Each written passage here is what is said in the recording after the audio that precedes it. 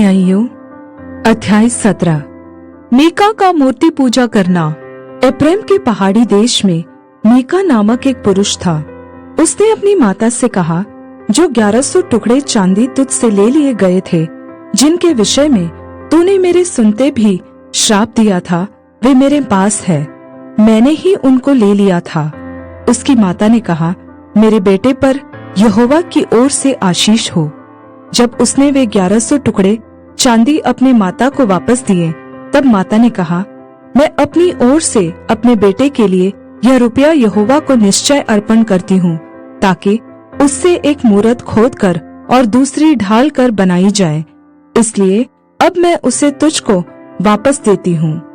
जब उसने वह रुपया अपनी माता को वापस दिया, तब माता ने 200 टुकड़े ढलवैये को दिया और उसने उनसे एक मूर्ति खोदकर और दूसरी ढाल कर बनाई, और वे मीका के घर में रही। मीका के पास एक देवस्थान था। तब उसने एक एपोद और कई एक गृह देवता बनवाए और अपने एक बेटे का संस्कार करके उसे अपना पुरोहित ठहरा लिया। उन दिनों में इस्राएलियों का कोई राजा न था, जिसको जो ठीक जान पड़ता था वही वह करता था। यहूदा के कुल का एक जवान लेवी यहूदा के बैतलहम में परदेशी होकर रहता था। वह यहूदा के बैतलहम नगर से इसलिए निकला कि जहाँ कहीं स्थान मिले वहाँ जा रहे। चलते चलते वह एप्रैम के पहाड़ी देश में मीका के घर पर आ निकला। मीका ने उससे पूछा, तू कहाँ से आता है?